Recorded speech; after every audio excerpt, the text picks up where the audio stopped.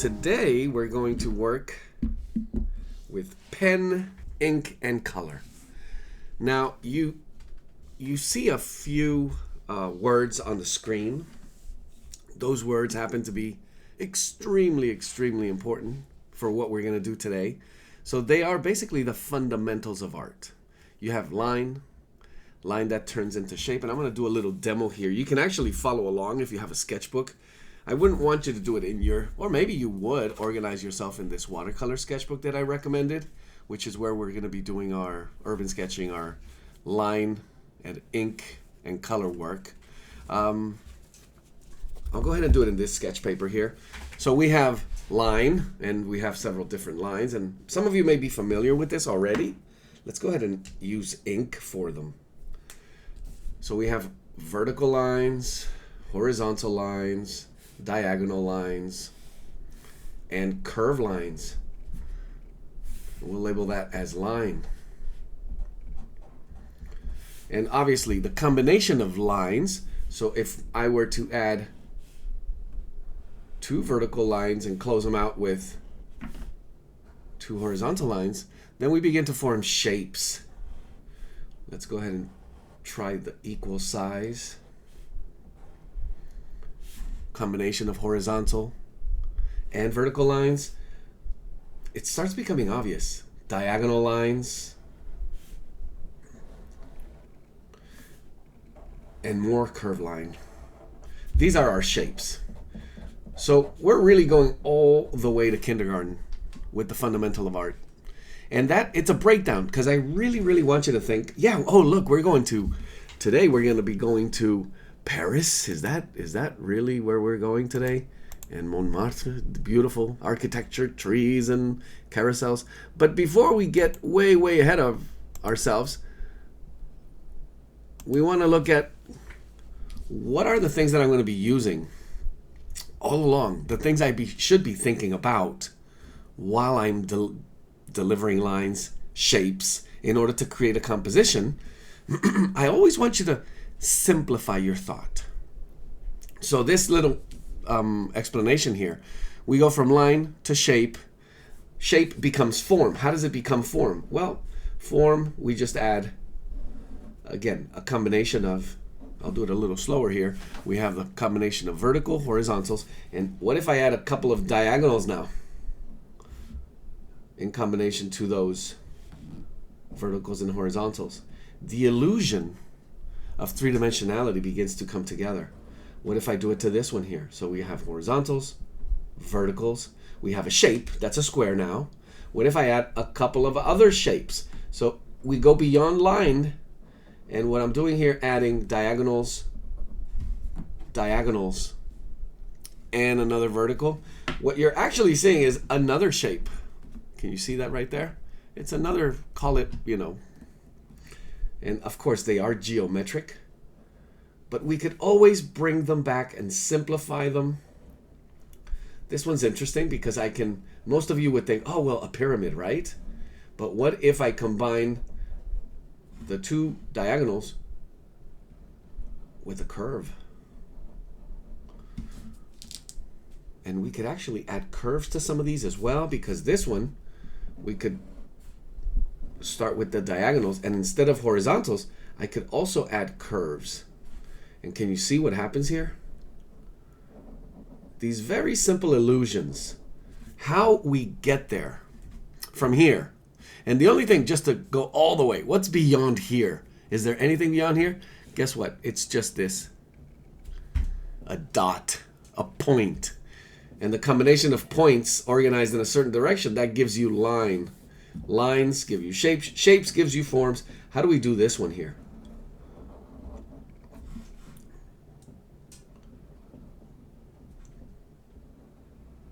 When you think of a sphere, we add a little bit of curvature to what would be the equator line, or anything within the contour of our shape, to create that illusion of form.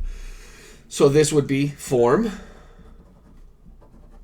The next one would be value. And with value, we begin to kind of begin to deal with all the other ones. there would be something really easy here and it goes to what we're going to do today. So I'm going to be using ink pens and lines and shapes and develop those shapes into forms, combinations of shapes and forms. What about value? Well, if I start adding, let's say, more vertical lines that are closer and a little more saturated, and what if I do cross hatching? We'll go over that in a second. But I'm going to saturate them more. It means I'm just going over the same area a little longer. And then I'm also going to space them out and thin them out if I can as I move over to the other side.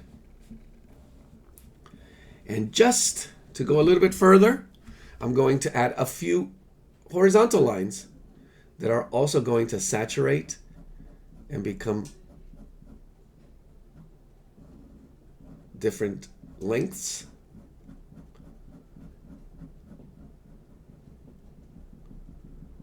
And create now the illusion of light, which is what value is. Value means light and shadow. What's light, what's dark. But it also applies when you bring in color. So I'm going to go ahead and grab very quickly here. Does this work with color as well? Actually, yeah. We're going to make this one, and I'm actually adding a little bit of watercolor. This is not watercolor paper. But when I work with color, I can add more water, making this a little bit lighter. So notice that the top is darker,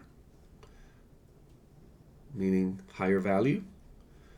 This side is a little bit lighter. How did I do that? I just added a little more water than pigment. And can I make this one even lighter? I'm going to try. So I just added more water. Wipe the brush a little bit because sometimes you have that a little bit of pigment on the brush. So wipe it down. And even wipe it down a little more. So just really hinting at very, very low value, which is where our light would be coming from. And we're doing the same thing, value through color. But at the same time, we're working with color.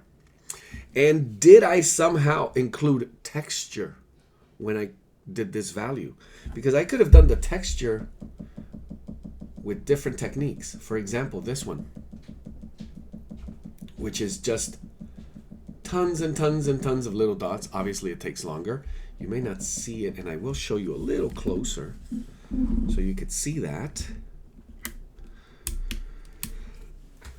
Because all of these combinations that you're going to see here, those are the process, the mental process that you're going through as you develop an image.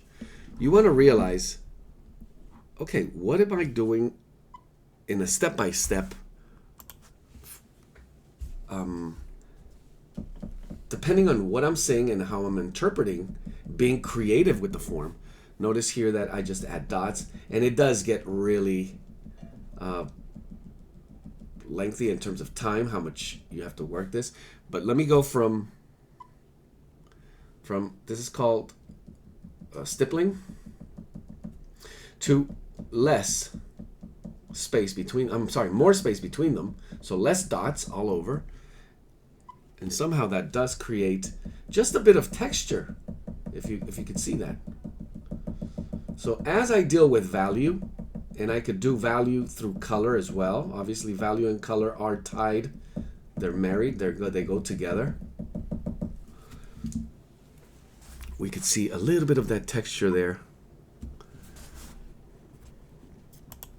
So we're going to play with all those elements.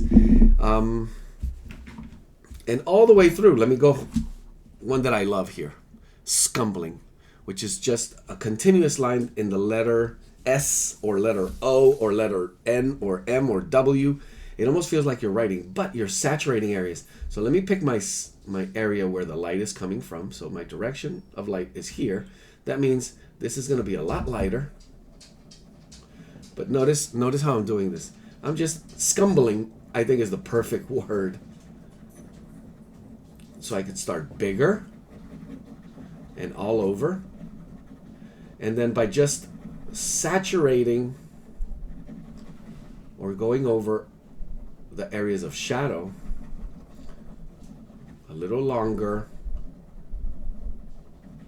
and maybe a little bit heavier, but it's just about density, it's about saturation of lines. And notice that here I'm only working with curved lines, lots and lots of little curved lines that are going in all kinds of different directions. Lighter lines, thicker lines, thinner lines, more organic, more gestural lines, or more geometric and sort of orderly, organized lines. And there you have it. And look at the texture we developed here. So the consistency of the type of lines that we're going to apply is going to be absolutely key. One last thing I wanted to show you, and I should have done this a little earlier here. I could also do color first and then work the lines after. And how do you do that? Well, generally you would do it with ink pen, obviously. I'm going to use a pencil because it's not dry yet. You would let this dry, and then I could work the shapes over the color, which is just a stylistic approach. Instead of having to draw everything in and then add color to it, like a coloring book, there's different stylistic approaches. So we have line, shape, form, value. With value, we also dealt with color and value. At the same time, you can see how you could develop texture when you develop the value, because you are working the illusion of form, and those forms obviously deal with the texture. And believe it or not, when I add the shadows, or what are perceived as shadows here, light and shadow, the value, we're creating a sense of space as well. I don't have to add that horizon line or the tabletop telling you where this is sitting in space. You actually perceive it and create that additional aspect of illusion of where it's sitting, or whether it's floating by just separating it from its shadow. You could do that. This cube, it looked floating right above this surface. So again, very, very simple. And these we call the fundamentals of art. Now, one separate exercise that I want you to do before we get to drawing is this one. If you haven't seen this before, I'm going to show you now. It's the face vase. So it's generally how we see things. So I would love for you to take out a piece of paper, sketching paper, take out a pen or a pencil, and draw what you see on screen. Now, I'm not going to tell you what I see, and I want to see how you figure out what it is you're seeing. So for this, you can actually give yourself kind of a frame, a little box. Make it a little bit smaller so you don't have to do the full page. And when I consider drawing this that is on screen, I want you to think about, well, what am I saying? Well, lines and some sort of shape. Those lines, when they close or intersect, they become a shape. So because the line touches the edge and it closes out at the bottom, I see shapes. Now then our brain is trying to make sense of, well, what does that shape look like? Do I know it? Can I use this information? And that is where you begin to get lost in that labyrinth. I want you to simplify these thoughts. And this is an exercise that I think, because it's so obvious sometimes, what you see, that you cannot unsee it and you cannot wipe it off, so you could just focus on the length, the curvature, the angle,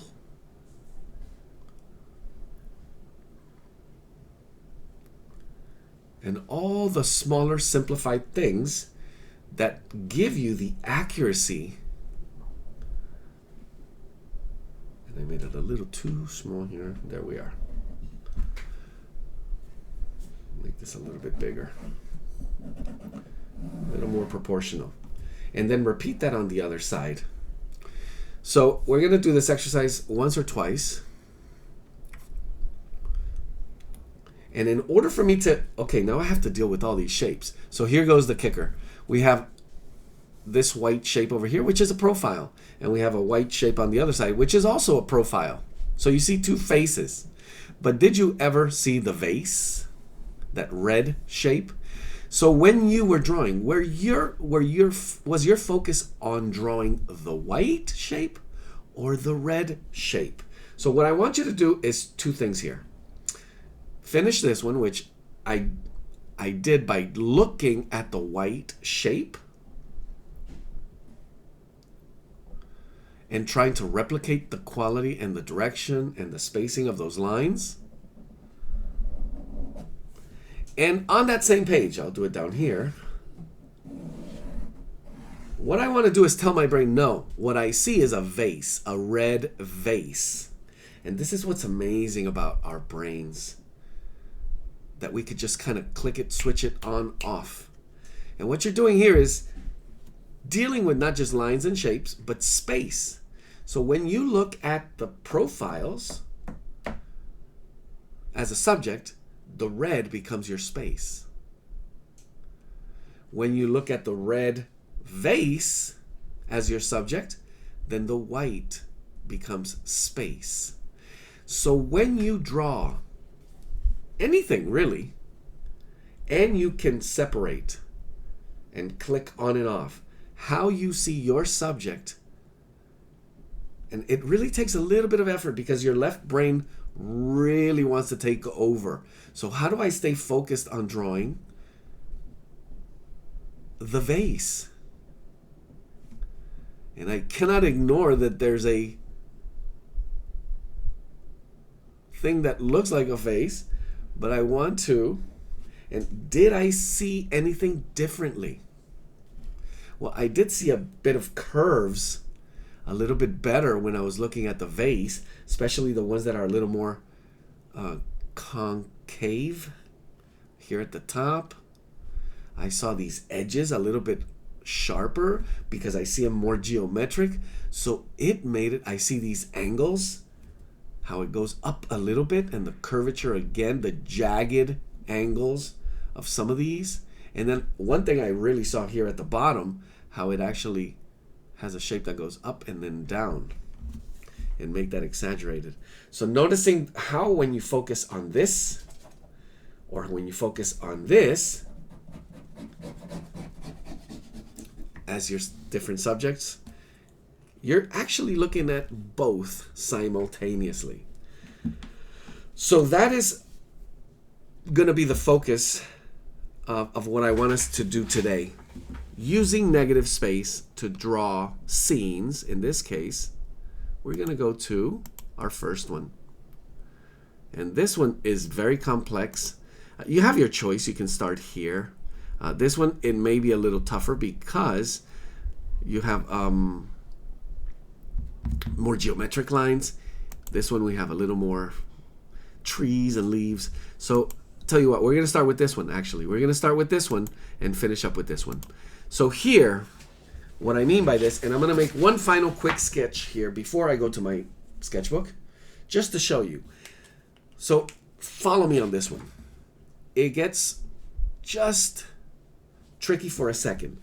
But what I want you to think about here is, am I going to draw the building, the lines, and the perspective of the building? Or can I easily go to the negative space and the shapes and the angles of that negative space around my subject, so I could see that angle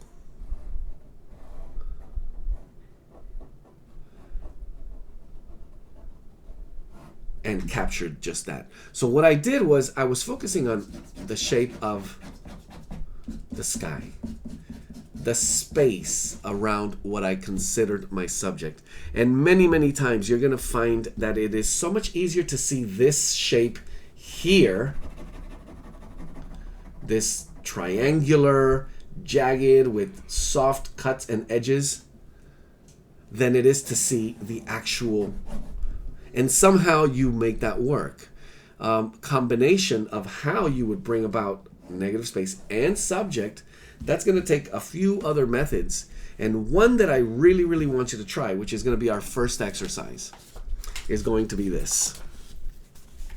What I want you to do is, and you don't see me, but I want to show you how I'm going to be working with this. So I open up my sketchbook.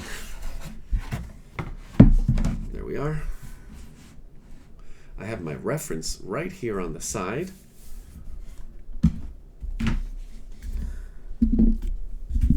Perfect. Now there's several ways.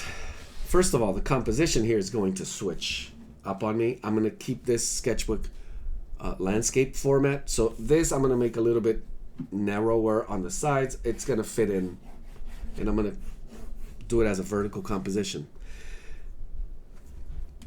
I should mention very quickly, I'm working with micron pens, and I have different gauges from 08, 05, 03, 02, 01, 005, smaller, from biggest to smallest, and my smallest is a 005, which is great for those final finishing touches of detail. I also have nib pens with ink that I could dip into, which is another beautiful, and I most likely won't do that one today.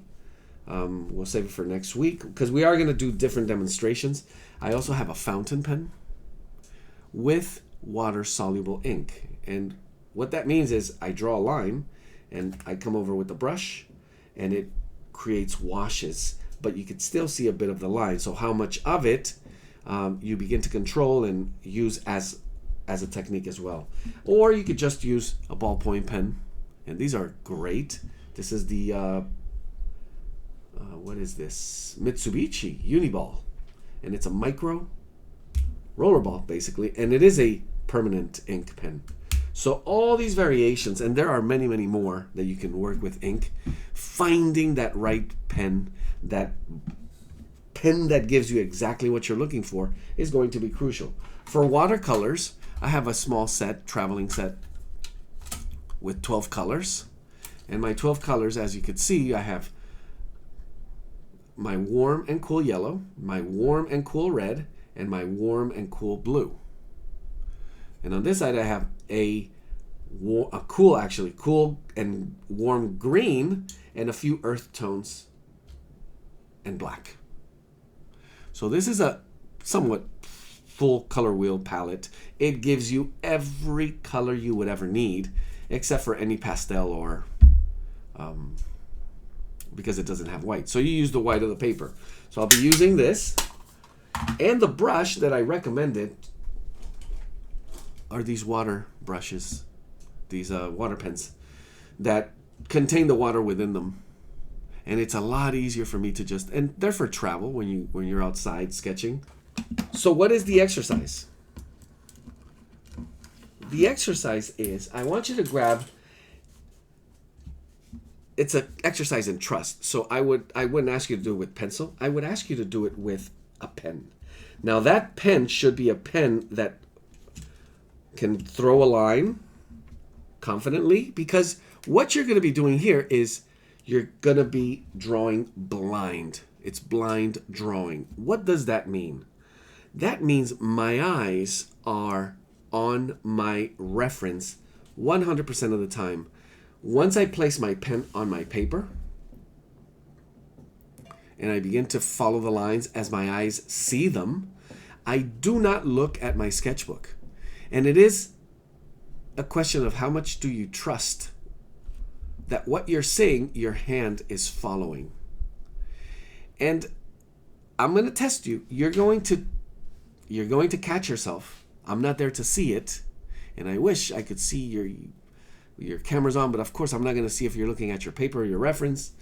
But it is very tough to do if you haven't done this before. And why is it? Oh, because you're going to judge what it looks like, and it's not going to look like, well, one thing that I can tell you right now, it's never going to look like the thing you're always abstracting information. You're always creating a stylistic approach of what should be your line. And there is no truer line than the one that you cannot control, the one that really comes out of you. So this exercise is just looking at negative space, and I'm going to pick this spot right here at the top, which is the top left corner of the building, so I can sense how much space of my sky here I could have. Now, does it mean 100% of the time? I'm going to try to do 100% blind drawing. And once I start my line, I never look at the paper. So when I see an angle, I could follow it. And this is somewhat creating a silhouette. So it's kind of like that face vase. Right now, I would be looking at if this building was the vase, I'm drawing the faces. And just really 100% of the time, I am focused on the angle and a little bit in the length of that line, but mostly the angle, the direction of it, not shapes. And I feel like I reached the opposite side, so I'll just follow where those lines continue.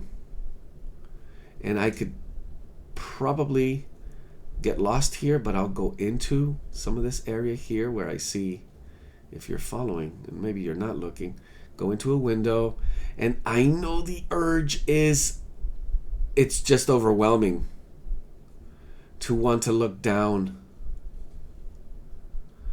But notice that, and I sometimes have to remind myself, hey, blink, because I get so caught into all of these elements, and really it's finding that connection with the subject. Now, one big tip that I'm going to give you here, slow down. What matters here is how you're seeing the angles, how you're seeing all of the elements that you consider important. So here, look at that. I'm reaching a point where I have people. So I'm just going to treat them as negative space. There's absolutely no detail coming in there. And they're all together just one big mass, one big shape. And I just follow the contour. So I'm making all these editing decisions. What is important? What isn't important? How do I follow the line? Did I actually see the angle? And you'll notice that, am I being patient? Is my eye really following every area?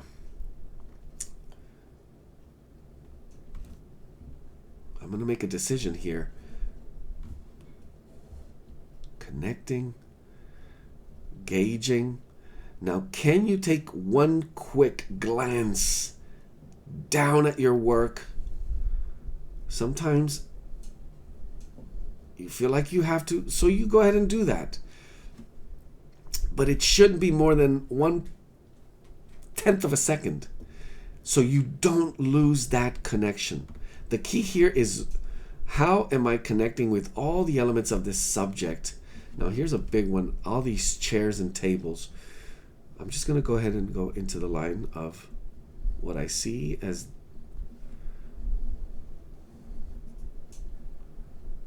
the gutter and the sidewalk.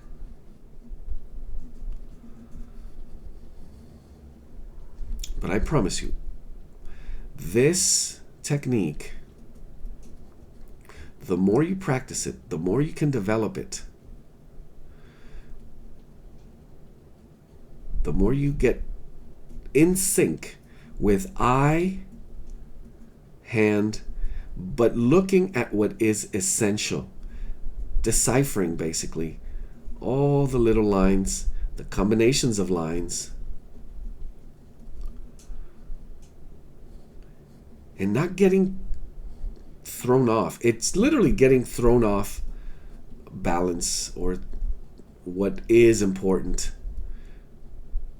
in an observation exercise by your left brain. It is your left brain, the brain that is in charge of language, the one that wants to name every little thing. Oh yeah, that the hat, the door frame, the menu, the thing, the window, the glass, the blah, blah, blah. All words, words, words, language, trying to make sense of it, trying to archive it, and trying to actually take over.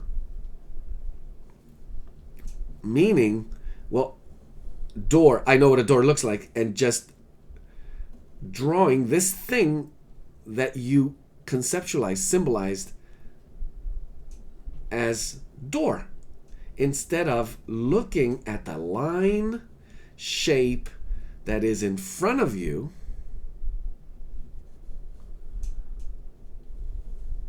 and enjoying the ride. Basically, it's really just enjoying the ride. You're going out for a walk, and it's your eye actually that's going out for a walk. And it should be your eye right now having fun, seeing every little detail that you, as an artist, deem is important here. So my window frames, did I just take a peek to place my pen so it's in proportion? I did, but I am not looking at my paper. I'm not looking at my drawing. Once I place my pen, I'm connected. And I honestly, it is how much you practice this, and this is my preferred method of drawing for everything, where you know how fast you can glance if you need to for proportion or to place the elements where they go, but you should really time and consider, how long am I looking at my paper? Because there is no information on that paper that I need, other than, in the end, how am I going to do something beautiful, creative with this information? Right now, all the information is coming from your source, from your reference. So, that's where you should be looking.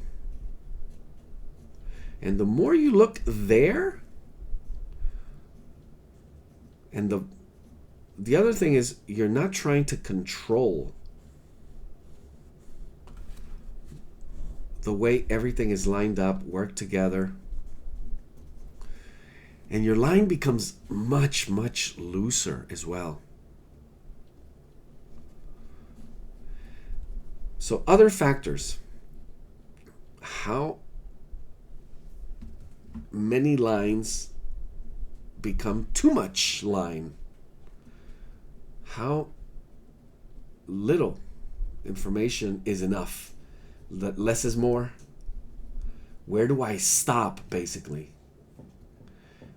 So here I take a quick glance and add things that I may have missed. Do I need more information? And all these things to be perfect? And there's my concept. There's my blind drawing that when I now look at it, I go, oh wow, yeah, okay. Now, buildings may be overlapping if you were doing this right, and I want to really, really encourage you to try to do drawings that are 100% blind drawings. How that works is, once you place the pen down, you never look at the paper until you feel you're finished. Not even once, not a glance. And you're going to get so much information from the feedback of that drawing.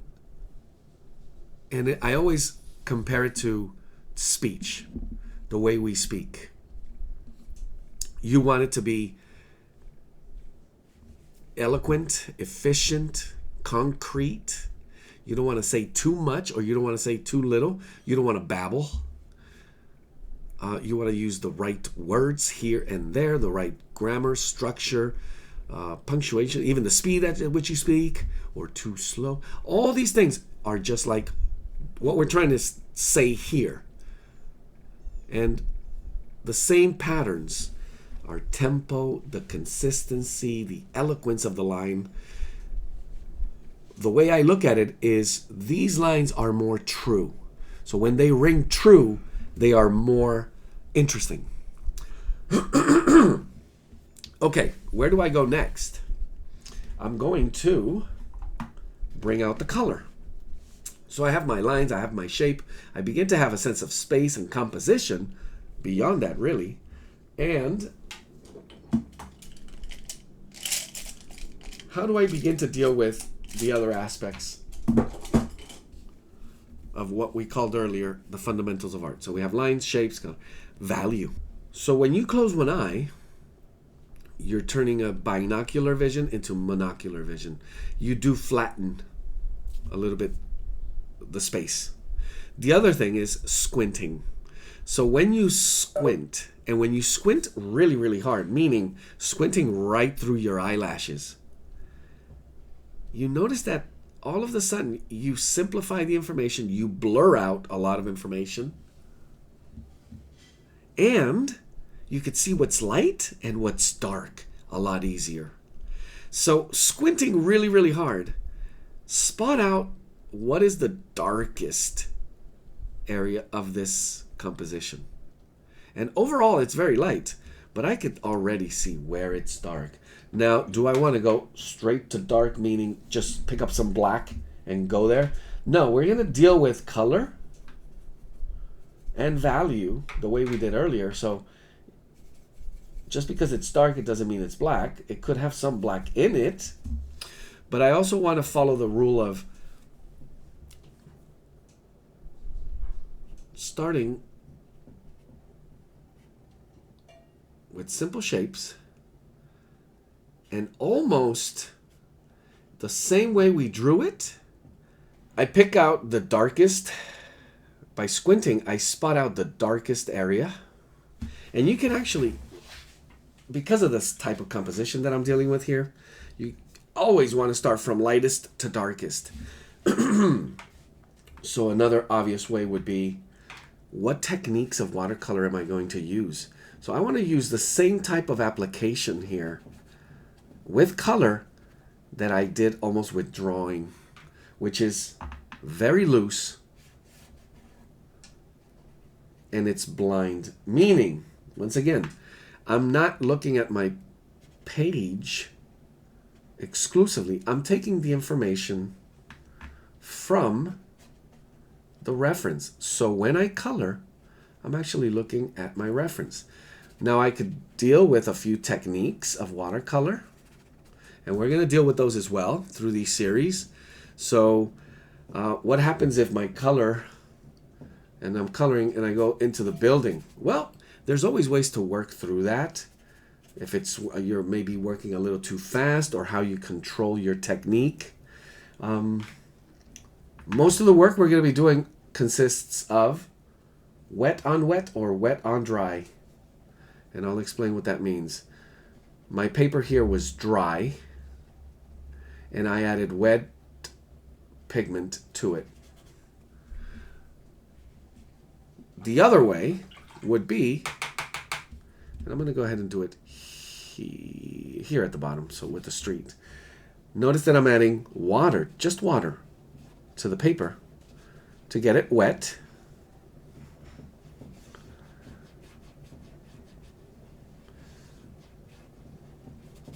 A little more water. So you've got to be careful where you could see it. You could see where you're adding the water. Sometimes I tint it just a little bit so I could see it. And while it's still wet, that's important, you have different levels of moisture. Wet, what I call moist, then it becomes damp, then it's dry. So in those stages, from wet to moist, from moist to damp, and damp to dry, you want to catch it at the perfect, just like when you cook, the timing and the amount of heat and how long. You need to catch this one right at the perfect level of moisture. So having your pigments ready, and then I'm just going to drop wet pigment on wet paper. And you see how it does a little bit of a different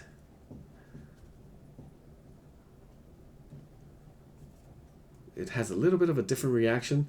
Now I'm not forgetting to squint, because even within here there's shifts in value, and there's a little bit of texture that I'm adding with the breaking of the brush stroke here. And I'm just using a very simple palette here. I use cerulean blue, and here I'm using yellow ochre. Haven't mixed any colors here, except for here I did a little bit of a sepia with black to capture that darkness in there. And while it's still wet, you can actually mix, as I was saying, wet on wet combinations of color. So I'm bringing a little bit of burnt umber and beginning to touch it. Once again, looking at my image. I'm not just placing it here and there because I feel like it. I see it, and I'm squinting while I do that in order to make a better reading, better sense of why I'm doing that. Why would I add that layer of color here or there? Now I'm bringing a little bit of wet on dry again, because I'm going to be working with a little bit of line in here after the fact when it dries. And let me get back into our building here. So there's going to be a big area of focus with this, and I do see it here. I'm going to grab a little bit of, so let's go to cobalt blue, which is just a little bit deeper. And I'm going to touch it with a tiny, tiny bit of Payne's gray or black, but very, very light. And I'm going to my second area where I see saturation. I start by doing wet on dry and then bringing a second coat, a second layer of wet on wet. Bring out some of those windows. Smaller elements that, again, what is the level of accuracy or exactitude that you're looking for with your drawing? Does it have to be exact measured? Do you want it to be more artistic? So in that spectrum of styles, where it could go from very cartoonish, very caricature-like, where people look like stick figures, all the way to almost a photograph. Within that range, where do you feel it's you, the way you feel it, the way you see it, and not try to force that into anything else other than what rings true, what rings you. Bringing a couple of cream colors here, I'm adding a bit of a mixture of lighter yellow ochre, and I do have a warm gray that I keep in my palette as well. And squinting at it, I want it to be just way, way lighter on this side, and I could actually pump up some shadows and play with the variation of color. But once I begin to do that, then I need to understand how contrast works. So we could create contrast through line, thin lines, thick lines, light lines, dark lines. We could create contrast through size, big, small. We could create contrast through color. For example, the biggest area of contrast here would be this red and green, which are complementary colors, and it should bring this out.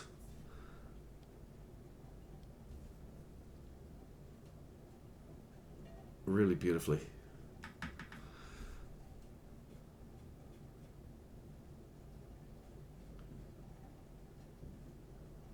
Now what I want to go over in these sessions is kind of travel journal-like work where you would be standing there looking at the scene, and instead of just taking a photograph, you can actually take the information in about 5, 10, 15 minutes, because there's so many things there that stand out to you, whether it's the composition, the color, just the beauty, or the people, and how you're going to capture that information. It's not necessarily that it has to be quick. Just notice that I'm adding an extra, and I missed that line. So I'm just adding that extra bit of awning here. And it's going to give my drawing just a little more, wait, what happened there? Well, that's what happened. And I could bring line back.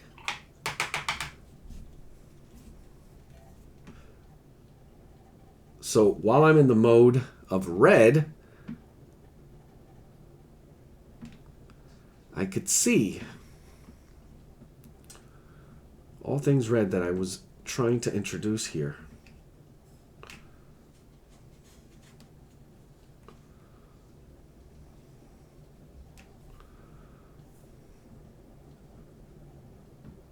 And also, testing your patience. Some things need a little more time to develop. Some things need to be fast and loose. And only you know what works for you. And it's your job to really develop the knowledge of what works for you, how you strategize.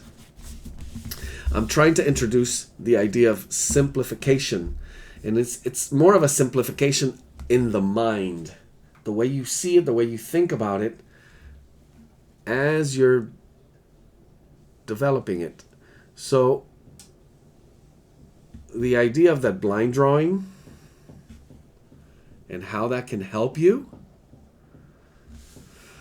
we will only know by you trying it, testing it, and then picking up knowledge from, aha, look at that, that worked. Well, that didn't work so much. Why? Why didn't it? Well, you probably were rushing. You probably were not following your eye. You probably were thinking a little too complex, skipping a step, skipping ahead of what should have been the main focus at the moment, which generally it boils down to that early on demo, lines, shapes. That's all we're dealing with here. I'm adding a little bit, I know it looks grayish, but I'm making it a little more green. The reason I'm doing that, and I'm talking about these edges and roofs, the rooftops, because of the color red, how it stands out. This green kind of complements it, and it does really, really well, actually. But I could also bring back another layer of gray, or just a bit more saturation to pump up the value.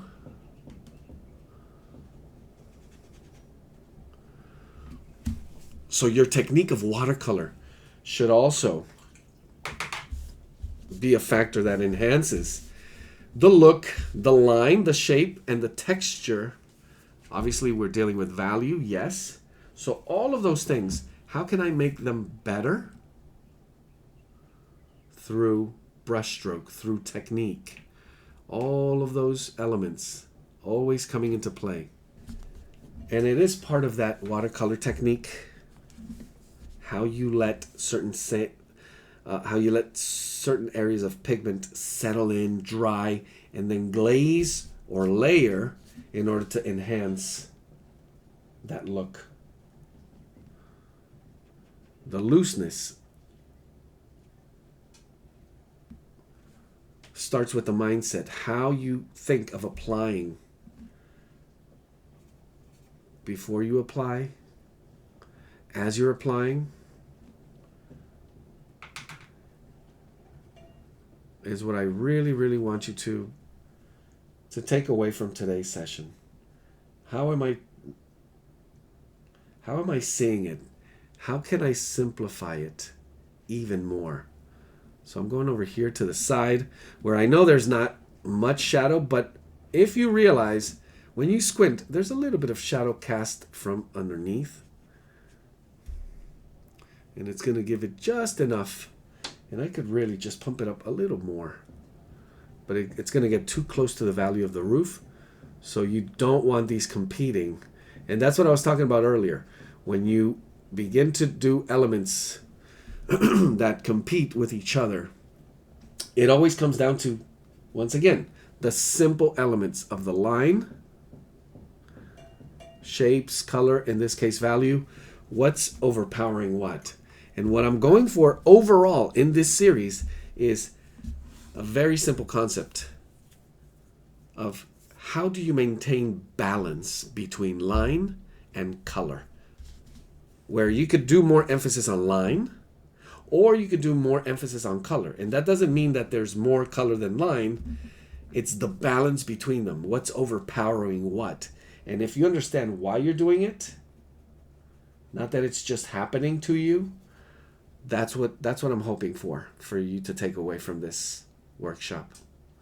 That you begin to understand how you manage those values and those balances, starting with the way you approach, the way you see, the mindset.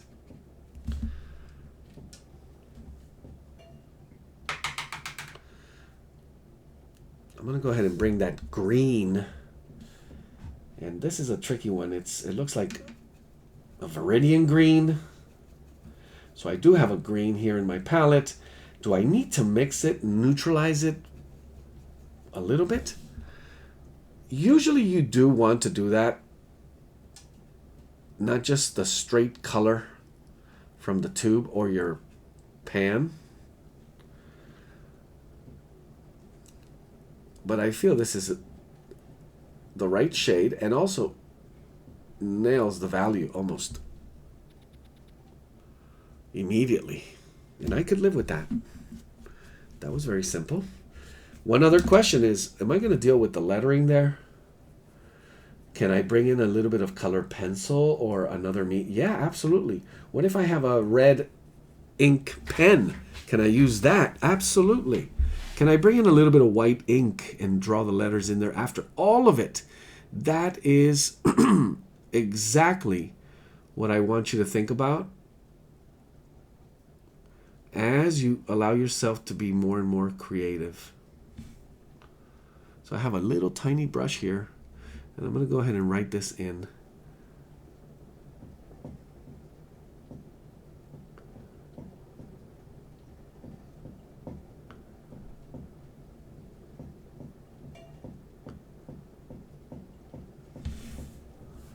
And I'm going to really brighten up some of these little flowers we see there at the top.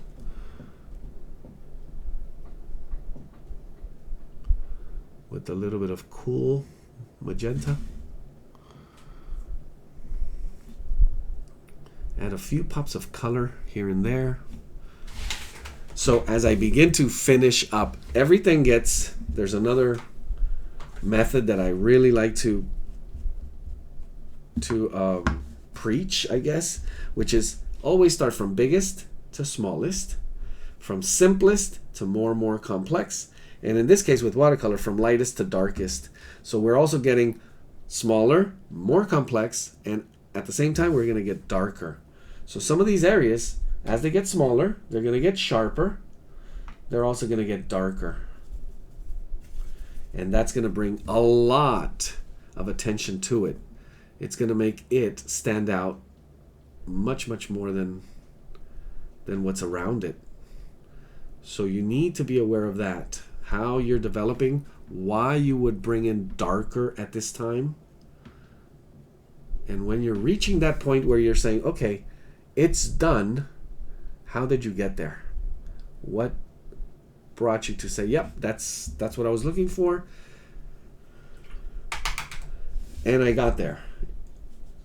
Follow those steps. basically. I'm going to add a few touches of color for the people that were just standing around here. A little bit of blue, a little bit of green, a little bit of gray.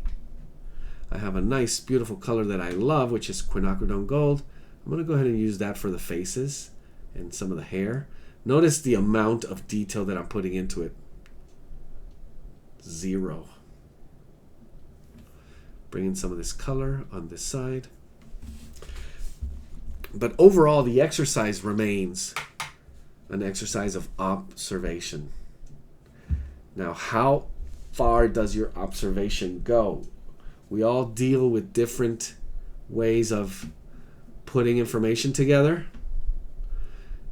And where I would say, well, this is enough for me, some of you may be saying, no way, I'm halfway there. There's so much more. So it's, again, I bring up the cooking metaphors, because if you keep adding spices, at one point it'll be just too much. The formula of less is more usually works. The concept, at least, it is very, very strong. It stands, I say, for a good reason. So think of it as a meal that you just don't want to overcook, because you can cook it, burn it. There's no way to save it. So slowly get there before you overcook it. That's my recommendation. Now, how do you know that? Well, you take time to pause, step back. I'm already very close here. So finishing touches. I want to begin to think of finishing touches. They're going to be a little bit sharper here and there. Overall value, I think I handled it. I should have, and I wanted to keep this a little bit lighter. Now, when I get to watercolor and the finishing touches, can I do line? Meaning, am I going to be doing line with watercolor in order to finish up areas that maybe need a little more emphasis? It all comes down to how you deal with technique. Can you, through technique, deliver that? Otherwise, I would go, yes, back to pen, making sure it's absolutely dry. That's the one thing. With the risk and the dangers of overcooking it, this is what I was talking about earlier, where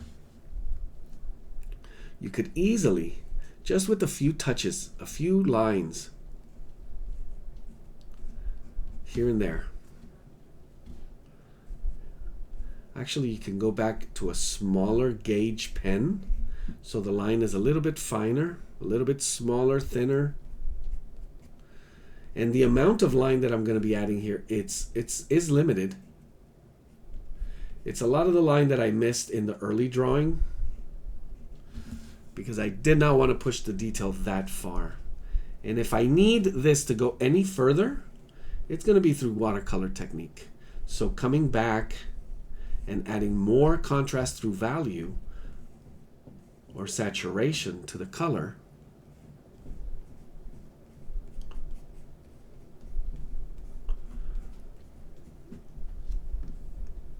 and really truly focusing on what balance of line and color means.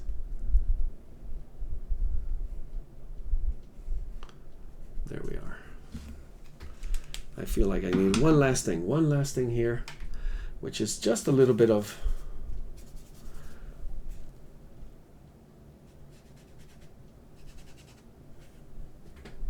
shift in value here. Kind of like a shadow. I don't know if you see it. Very light. And it is a tough building. It's very white. But you could add a little bit of color.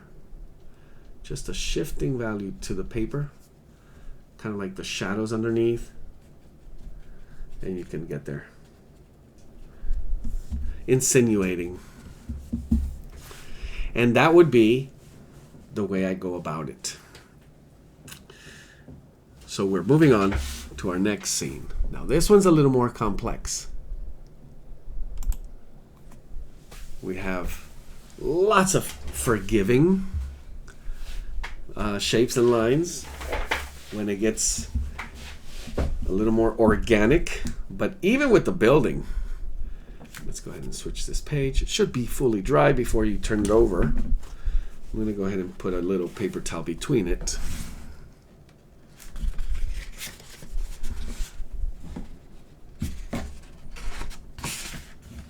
There we are.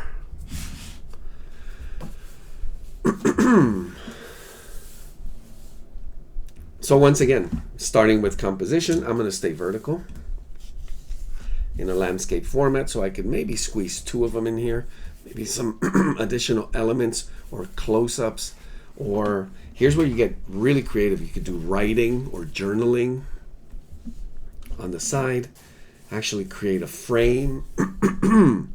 And I'm going to show you one way I would actually do this, which would be with masking tape. And this is thinner masking tape. This is, I think it's 1/2 inch.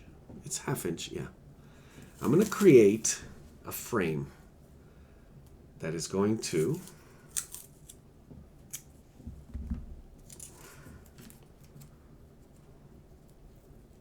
let's say, and you have to think about this, a little to the middle or in the middle.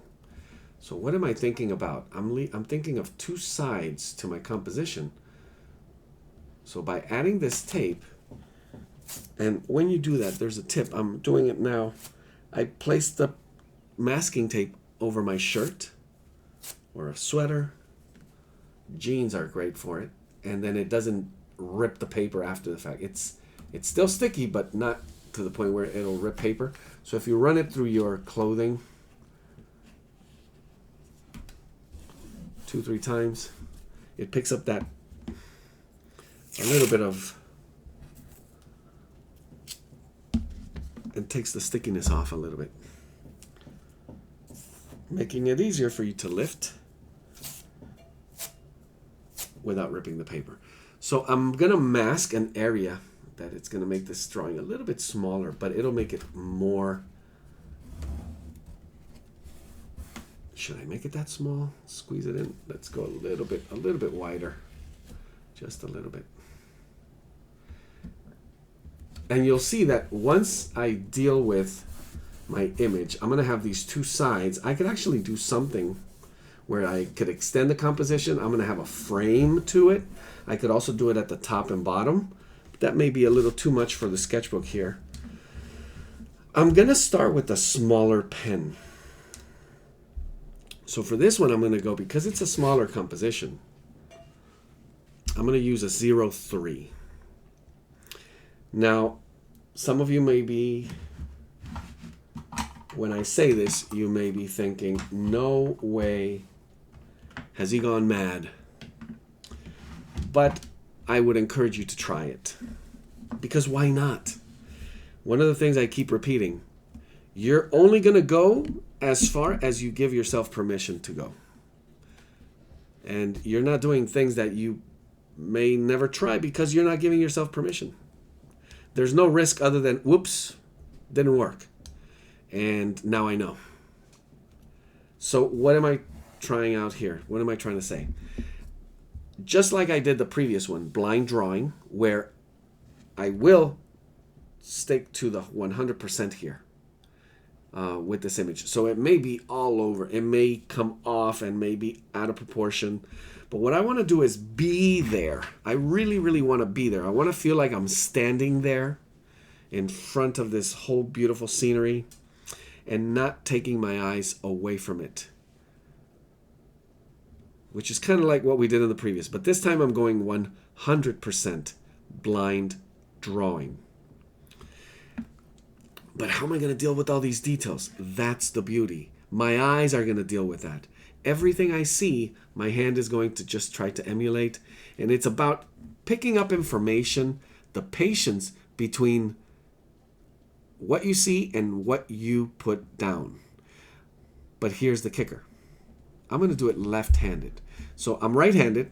I'm going to do it left-handed, which is going to add an extra layer of, whoa, how I'm feeling, how I'm seeing the thing, and that urge to want to control it even more is going to be really almost excruciating. If you don't feel ready for it, then don't. But I would highly encourage this exercise. It is one of the best for the thing that we're dealing with today, which is I'm not looking at the subject. I'm looking at the negative space, the things around the shapes, and the shapes of those negative spaces. I'm going to make this a little bit wider. I'm seeing it more squarish the way I want it. Right there. And just to give yourself a little extra space here. And trust it. So here's my right hand. I'm going left-handed. I'm starting with the 0-3. Maybe for the tree line, I'm going to start with the 0-5. And this is difficult in a way because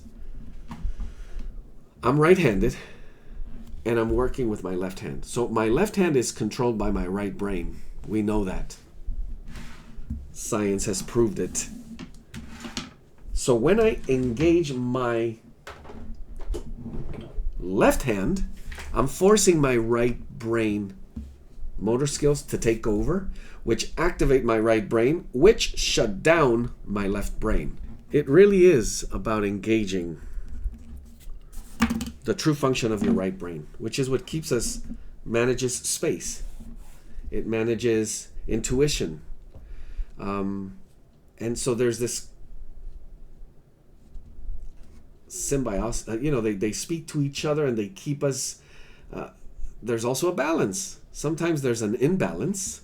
So what we're trying to do here is kind of switch it back to level. And because of what we're trying to do, I'm going to really push it even further by going left-handed. So left-handed, I'm also testing a different grip here because of the way I'm set up. And I'm going to pick the side over here and just start.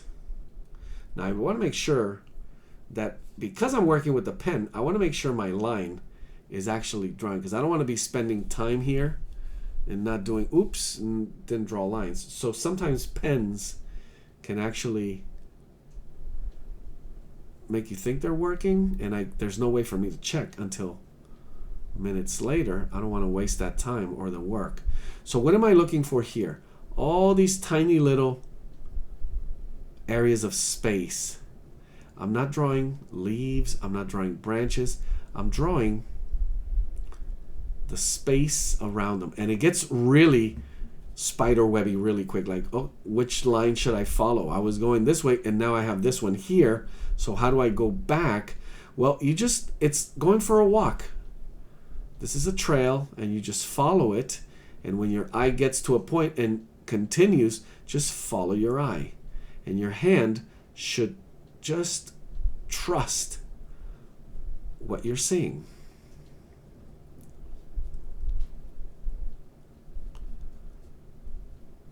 Now, it's going to be difficult, I'll say it now, to maintain proportion, especially with a composition like this. But it's something I really just want you to try, something I want you to just have fun with. Oops, see, I ran out of paper there. So I get a sense. I'm not taking a peek.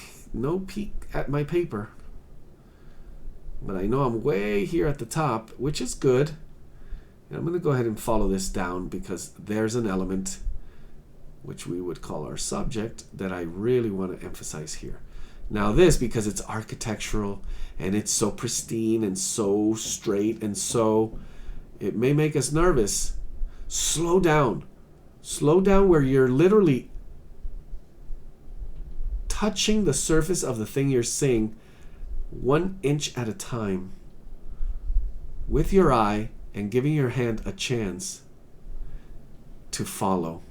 If your eye is going faster than what your hand can do to keep up in terms of putting down lines, then it's not going to look accurate. It's not going to look true. And I begin to see all these breaks and elements and how I can really just manipulate the angle of it a little bit, the size maybe. To this point, I have not looked at my paper once.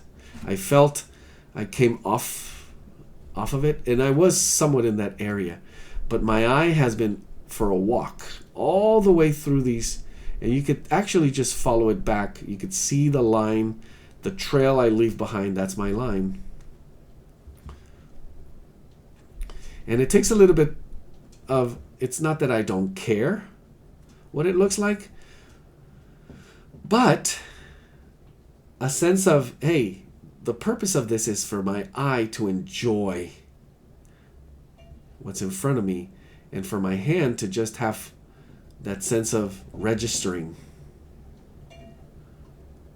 that experience. And we talk about this like it's a meaningful thing, but until you've experienced it really, it's something you will be looking for over and over. And it is that connection to the moment, really. It becomes very meditative. Now, one thing that's making this very difficult for me is I should be quiet when I do this. I should be in silence, because language comes from the left brain. So as I'm trying to engage my right brain with space and shapes and where they're positioned, by talking, I'm throwing that off. So that's my excuse. I'm kidding.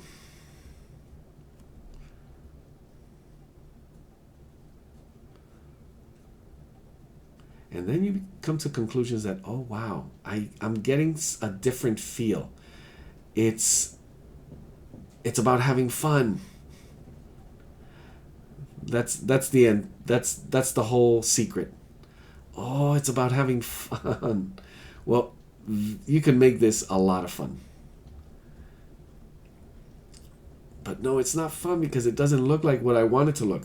Well, then it's understanding that what your expectation of what you want it to look depends on the skill and the strategy that you're willing to apply to your method.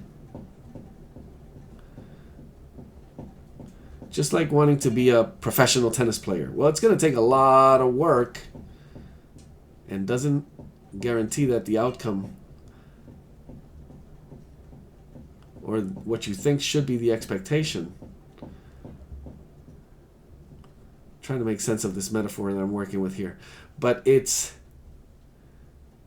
in the level of expectation that you can set yourself up for success or for, I don't want to say disaster, but frustration. So loosening up, it's all in the mindset. It really is just how you approach the process, how you enjoy the moment, how you allow yourself to really just be there. And when I say be there, is really showing us how you see what you... Oh, I feel like I reached another point here. So I'm going to be way short on this type of composition there. So I come into another line. And remember, I'm there. I feel the breeze. And I see all of these lines and angles clearer. Now look at all the detail that's in here. Do I need all of that? No, I don't. What if my lines get way off? And I don't even know if I'm where I need to be right now. Look at all those little elements and ornaments and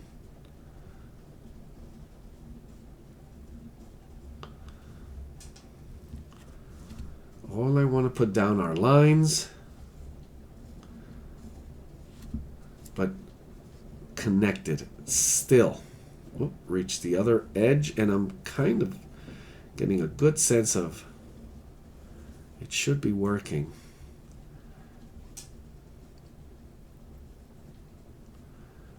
So this is a left-handed 100% blind drawing.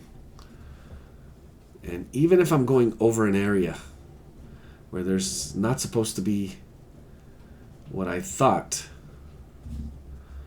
should be there, what I'm really going to end up with is beautiful, beautiful quality of line.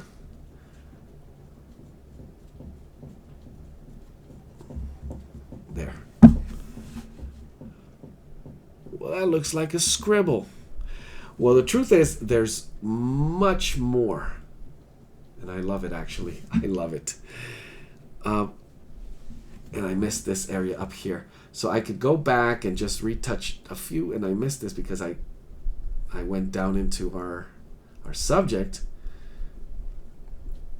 But finish up the composition with a few areas, and just again, space.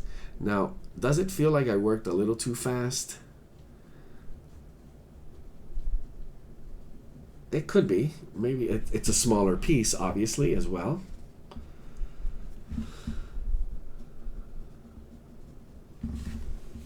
But it's a nice opportunity for me to bring in, once again, color. Do I need to add more line? So switching to a smaller pen, and I'm going to be adding those lines. It's somewhat blind. I'm making adjustments now from what I have on the page. So as I pick up the spot, I place my pen, and then I go back to blind drawing. Because it is probably the biggest and most important tip I could give you, other than just have fun. Find a way to have fun with this, because that's what it's all about, would be to don't forget what you're doing. This is an exercise, always an exercise in observation and how to put things together through observation, qualities of observation, and the logic of how you put those things together. It's observation. Key word there, observation. So keep your eyes on your reference. The longer you do that, the more you can get connected to it, the better results you're going to have. And the biggest mistake I see is that, where students glue their eyes to their own paper and make up a whole bunch of information that just happens not to be there. Because they lose that connection, and then they're just drawing from imagination. And then we wonder, wait, how come it doesn't look like the thing? Well, you weren't looking. So the more you look, the more you give yourself a chance to experience the thing, connect with the thing. In sports, they say it be the ball. Here, you want to be the line. And then the line, let the shape build up. And all the way through, even when you deal with color. So I have a lot of information here, and I could be here all day because there's smaller and smaller areas of line, smaller and smaller elements of detail, that at some point I'm wondering, well, there's good qualities of line already. Do I even need color? Well, yeah, we are working with pen, ink, and color. So I don't want to, in order not to break that balance, overpower the line. So I'm going to make a decision here and just add fewer, smaller dots and a little more contrast. Sometimes you could do it with the pen, not with ink. Have you squinted yet? And if so, how many times? Because that's how you see light.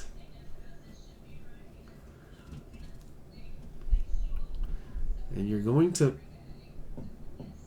in the end, come up and find more and more ways for you to create your own method, your own recipe, to make drawing easier and easier and more fun.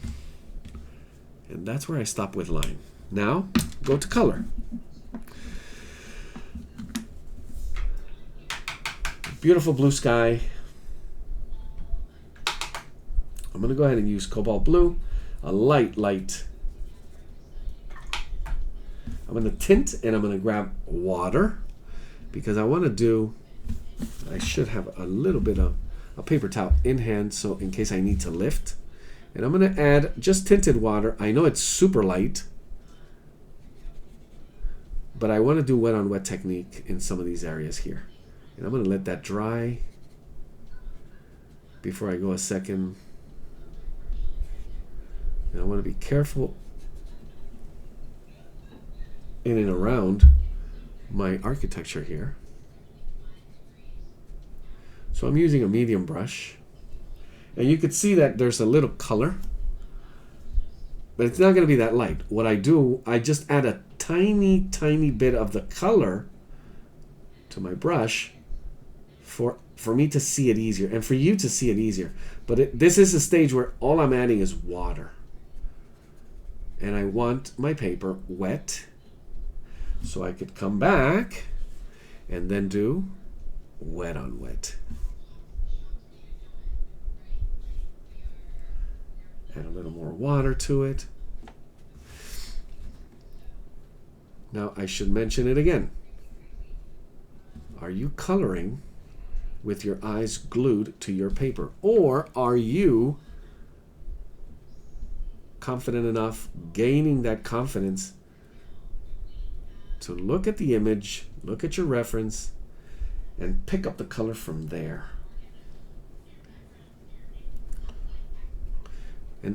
And again, it's about that level of looseness.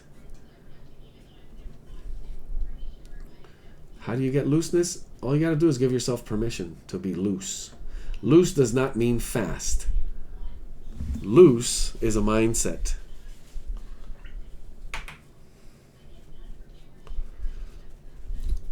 So from here, I'm going to go to the bottom area. I'm going to use this. It's sort of a reddish brown. Quinacridone burnt orange is the color. I'm going to mix a little bit of burnt umber into it. And add some areas of shadow here. There's beautiful shift of redder. I'm squinting the whole time, by the way. Just trying to pick up spots where I see that color. Obviously it's up here, but it's still too wet. So I'm going to weight off a little bit, testing it down here in this area. And I don't want it to compete too much with the beautiful colors that are happening in here. But I could add just a little bit to, you know, we pick up on areas of one color that happens to be in an area of color that doesn't look like it belongs there. What do I mean by that? There's just a little bit of like the reflected color that we have going on here in the shadow areas and the trees, right into the shadows of this carousel. And the fact that I'm not going to paint over the whole thing should read really interesting. There's a few more. Notice the level of detail that the line provides. It's not quite there, but I could, with color, kind of bring it up again, just enhance it over the line. And then we go to that, which I've been talking about all day, that balance. How do we find that balance?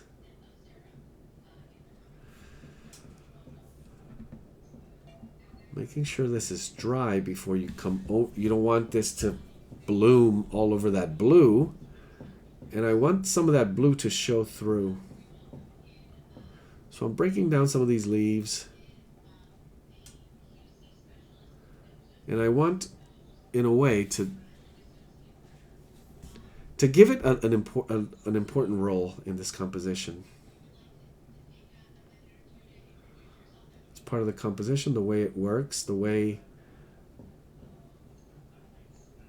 It ties, frames the image. Now you may see shifts in some of the leaves with a little bit of yellow or green. Yeah, what I'm doing is setting up a base color here.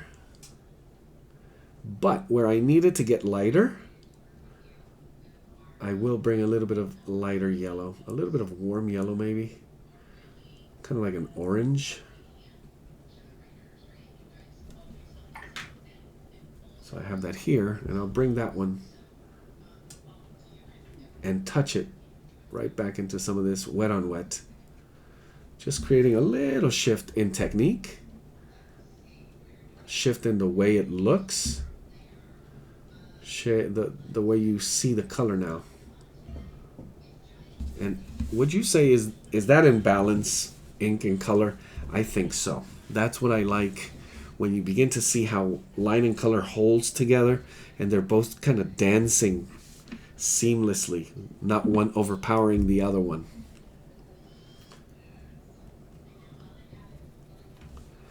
Which can happen.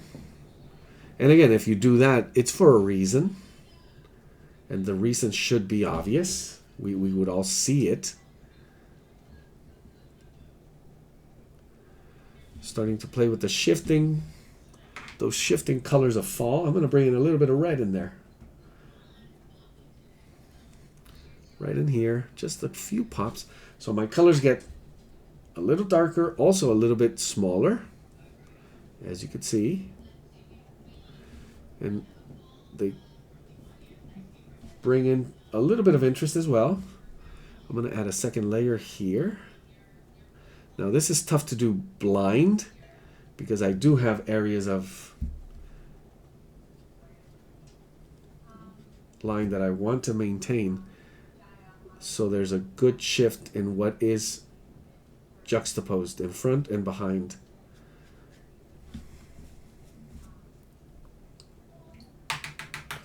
There's also a little bit of green still popping up here and there. So let me go ahead and do that now. I'm using a little bit of olive green, and I'm bringing in a little bit of ultramarine blue to warm it up.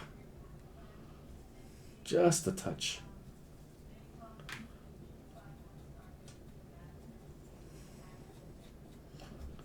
There we go. And there's beautiful shadows underneath some of these trees. So we have that red, orange, and now green beginning to blend in and mix together. There's a bit of green up here as well. Not much.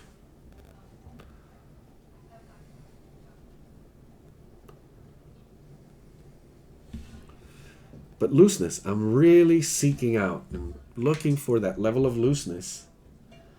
Now this one, I'm going to use the same green, but I'm going to actually add a little bit of yellow to it. That same yellow I used earlier.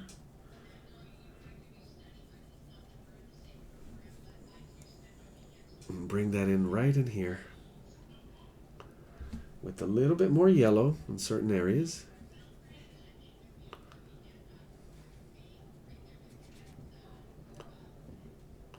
And beginning to break some of the shapes of color as well.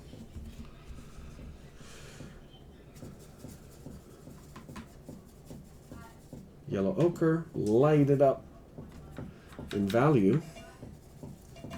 And I'm going to touch it with a little bit of that warm gray that I have in my palette. Just close out some of these areas. Now, another thing I should mention is, can I leave areas of paper just unpainted? Yes. That also helps you bring in, as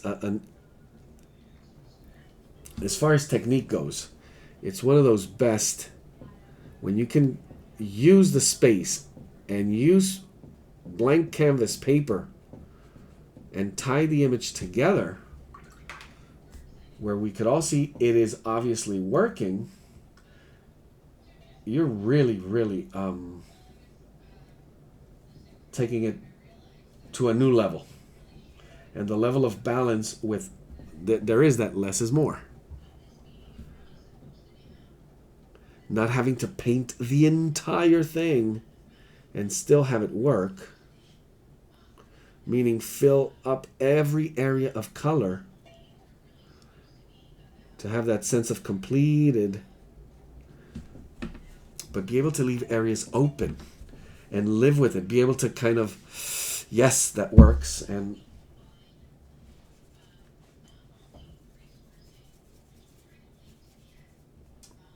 be able to see that in order to strategize for it as well. So you could pre-plan it.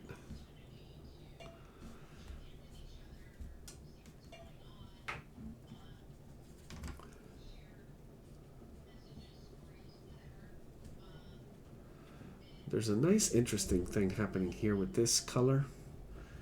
I'm going to bring in a little bit of aquamarine or turquoise, which I could just push the blue into the green, and it's going to be a cool blue. Mixing up a little bit of turquoise with, I added some cobalt blue, touched it up with some of the green I had on my palette, but I think it needs to be a little deeper, a little more intense. And this little element behind it, that nice horsey. Didn't even draw it in. So let's go into our building, our structure here.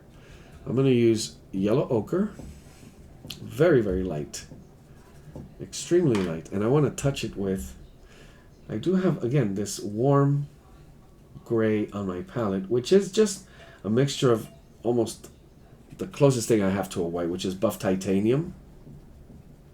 But if not, you could just really lighten the value of your yellow ochre and maybe touch it with a tiny bit of black or Payne's gray, and then lighten the value further.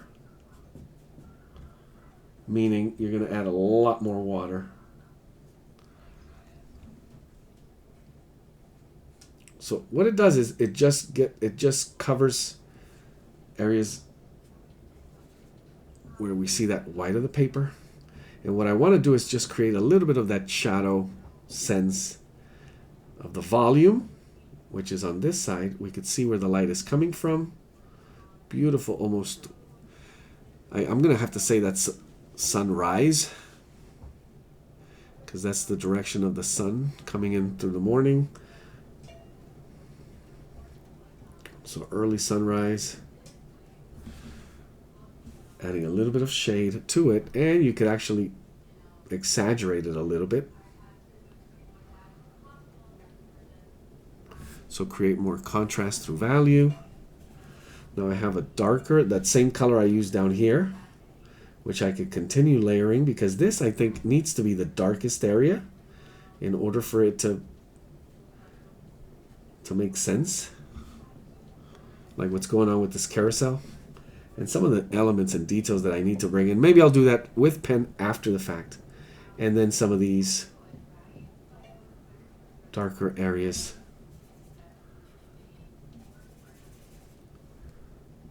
Just little by little touching it.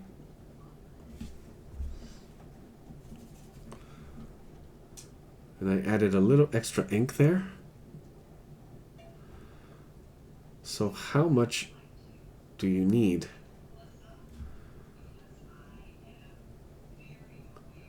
In order to create that contrast. You could do it with ink, you could do it with watercolor. I touched a tiny bit of green to the mixture of that, black to the mixture of green and also that darker brown that I used earlier. And I'm going to just try to enhance the contrast in some of these areas. You don't want to go too dark too fast.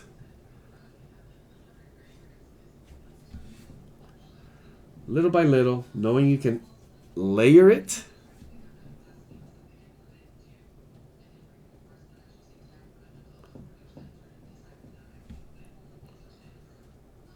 And layer it again is actually one of the best things you can do.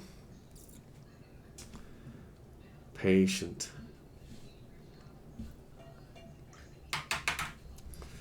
So I'm going to need line here. I think this element in my drawing was missed just a little bit. Now it should be fully dry before you bring this back in, but it's this little horse, and notice that I'm just going to once again blind draw it, kind of hint at it. It got a little dense, a little dark in there,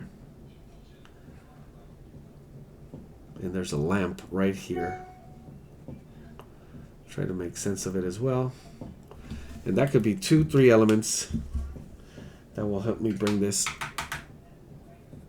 a little closer to conclusion.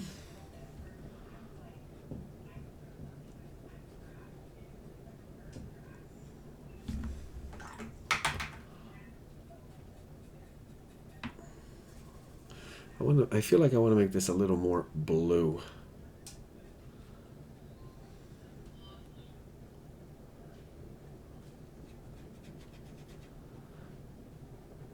And the other thing is with watercolor, the beauty of watercolor, that's transparent. So you don't want to push it so far it starts looking like acrylic or gouache. The beauty of it is it has that lightness, that watery, transparent feel to it. Once we begin to push it into saturation where we barely see the paper, that's where we begin to lose it. The overall feel is what I'm talking about. I'm just adding a couple of touches of color as finishing touches here at the bottom. So lots of little broken, dabbed. And I could be a little more patient with variations of color. I also plan on letting it dry and then coming back with a few extra lines, more detailed lines.